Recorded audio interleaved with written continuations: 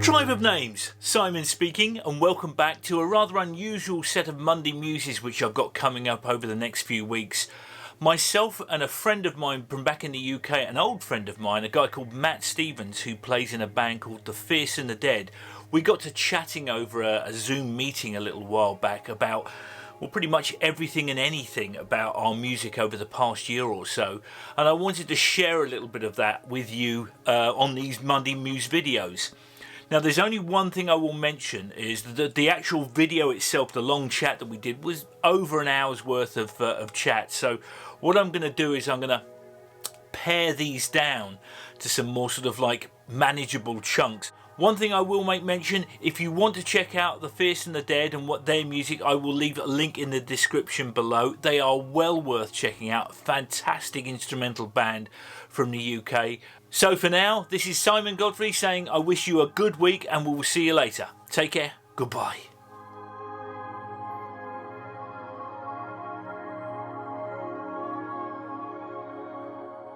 Okay, hello, welcome to the Fierce and Dead's YouTube channel. I'm here with my friend Simon Godfrey. So, yeah, we were just talking about how things have been a bit unusual this year, to say the least, and the things we've been doing. We're just talking about YouTube, as it's something we both, spent far too long watching videos on, really. So Yeah. What sort of thing have you discovered? Well, first off, hello, Matt. Hello, Simon. Hello. You all right?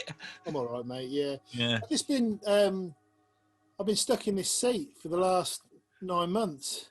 I know exactly what you mean. Yes. So I don't really know. I've not been. I've not done anything. I've got nothing no exciting stories to regale you with. I've got nothing apart from sitting here and every week on Wednesday we do band practice where we sit, and then the rest of the week I'm sort of recording stuff and trying to keep it going. But obviously, we're all trying to earn a living as well. So, there's a lot going on. It's been weird, and it's Yeah, I know exactly what you mean. I mean, it's. I always remember over here. There's. Do you know Stephen Colbert at all? Yeah. Stephen Colbert sort of like has this thing called The Late Show, which he's now doing as A Late Show. And he said something on one of his monologues. He said it was at the very start of the COVID crisis, where back in sort of, I think it was March or something. And he said, "This last week has been the longest year of my life," and that pretty much sums up what 2020 has been. It's been like the worst first dates that never ends, Yeah, it's just been. And I've had, I think, I've had weeks where I've got a bit funny and a bit down about it all, and I've had weeks where I've sort of coped with it okay, but been a case of a lot of ups and downs, to be honest, mate. And I think that's probably most people have had. I think initially it was such a shock, and then it all became sort of normal, and then as things opened up again, there's so much change in such a short amount of time that it's quite hard to sort of work out where it's all going to, you know what I mean? So you're just glad to be alive and glad to be still doing stuff. And when you have to, I remember.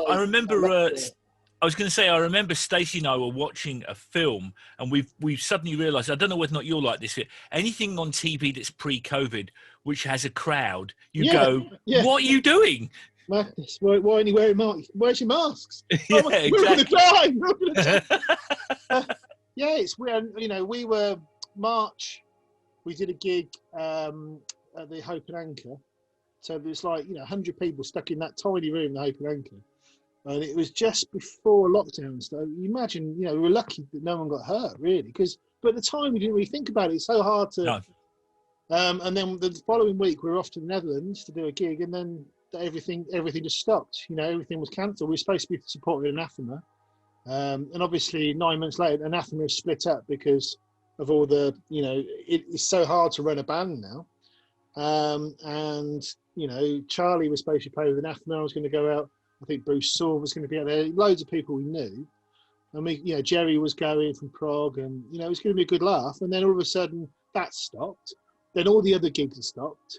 And then there's all these terrifying stories coming through of what's actually happening in Italy, and then what's actually happened here. It's just terrifying. And then you start worrying about the people close to you and your friends, and it's and obviously there's not just the economic repercussions of it. And so, we thought we'll get these few gigs done and then we'll go and write a new album and get that out. But writing a new album, the way, we have to do it now is by sending files to each other, which is kind of what you did with like Shineback years ago, didn't you?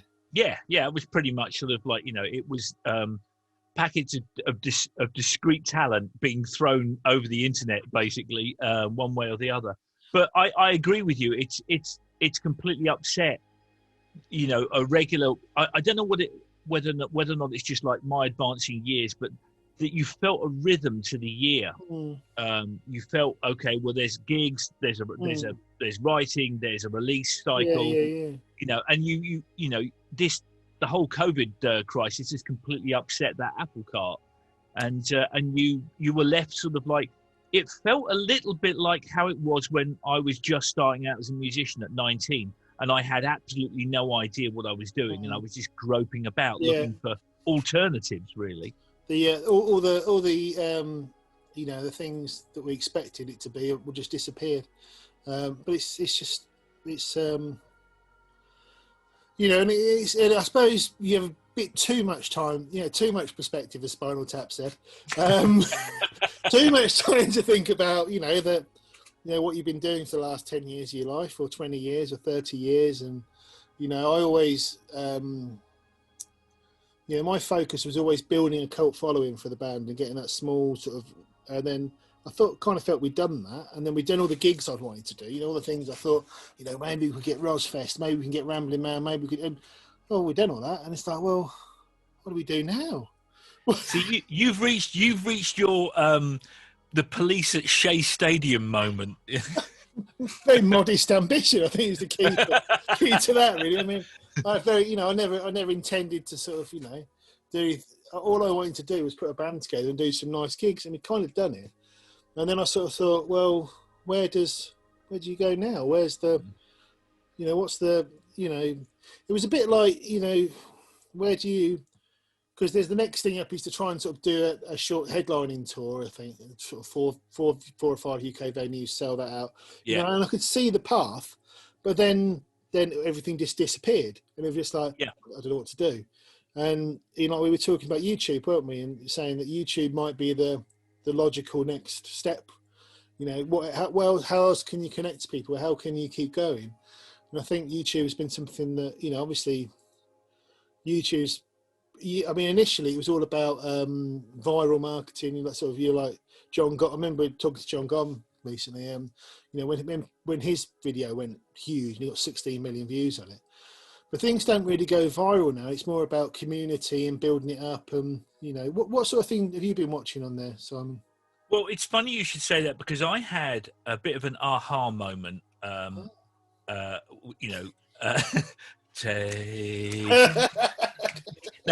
I had a bit of a sort of what do you call it? An epiphany, a sort of when I saw there was a band called Pomplamoose. Yeah, they're great. Yeah, and not many people know about them, but they were a sort of an internet phenomenon. And the guy that was in Pomplamoose then went on to start Patreon. He's the man behind Patreon, basically. But before he did that, he and his wife, I think it might have been his girlfriend at the time, had this band called Pomplamoose, and they did this sort of live stream I think it was like Thursday, Friday, just the two of them playing songs. And from that thing where they built up, as you say, built a community, they were able to do a headline tour of the US, certain states. Yeah, I remember. And that was the moment where I twigged. I went, hey, you don't have to tour your heart out now in order to find an audience. And in a lot of ways, he was reaching beyond what was financially possible as a touring unit. Well, that was the thing. You always... you'd gig and you'd gig and you. I mean, I recently read the Porcupine Tree biography, and they did 10 years in the pubs, 10 years of playing pubs, just from early night in pubs and festivals. You know what I mean? So, it was very much that kind of. And that's a hard thing to keep going for 10 years. That's a big that, you know, but back then there was no other option. That was how they did it. There wasn't the internet. There wasn't, you know, you couldn't do it any other way. But I think now, it's a question of building up online, and then the gigs become the connection for the community. Yes, you're absolutely right. I remember you. Yeah, I remember you and I having a sort of discussion about gigs, and you were describing them as like fan conventions. Yeah, almost. like you'll meet up. Yeah, and like yeah. And there's less of that revered, you know, the artist on the pedestal stuff. It's more about everybody's in it together as part of a community, which I really like that. I don't like the, you know, putting people on pedestals, and I just don't think it's appropriate anymore. I think, you know, when I was a kid, Jimmy Page and Iron Maiden, they were gods to me, but I just don't think that's the way the music industry. You know, it's just more about. And even though there are a few artists that sort of still reflect that sort of, you know, there's a rock star element to it. I still think the connection now for the audience is completely different. You know, they speak to the audience online. There's a genuine connection there, and you know, the world's radically changed, doesn't it? So for better in many ways. But yeah, you're right. So it's more about how you sort of meet up. And so Tribe of Names, you're doing the building up the YouTube channel at the moment, aren't you? There's some really cool video. I think you've done a great job on there. Thank you, mate. I appreciate that. No, you have. It's not as much as it's hard for a man to say something nice for another man. They look really good, and they're really well lit, and the content's good, and it's endearing and enjoyable and inspiring. And so, I mean, I'll put a link to the channel in this Thank video you. here. But appreciate that.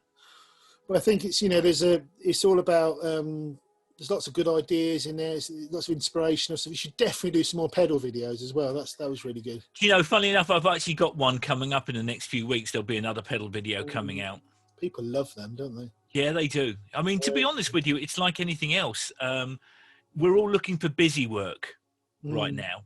YouTube is my busy work, and it really is. It's a labor of love. I have spent, I'm not kidding you, the past 15 to 20 weeks, this room has been my world. You know, just trying to make videos and content and work out how you make videos and content. I think that what you're doing, I mean, I'm not really good at it, but I think your videos look really good, and the lighting's good, and the sound's really good, and you know, they look real. They look. Oh, thanks. I think, you know, that's the thing now. I'm going to make more effort with it, you know, going forward after this. I mean, I'm quite like doing these chat videos. They're quite nice. Yeah, they are a lot of fun. I mean, as I said, I saw you and Robin from Cosmograph last week, and I thought that was excellent. Really enjoyed that one. Well, he's a lovely guy, and you know, he's a very lovely man. And one of the things, Cosmograph is actually a very good example of a band that didn't exist at all. It was just him for lots of albums, and then they built it to the following where they can go and do gigs now because people have bought the records. But it's a hard thing to do, though. Yeah, I think, you know, to build it up online, and then because you could just throw things out online for years and no one tacks onto it as well. So it's so hard.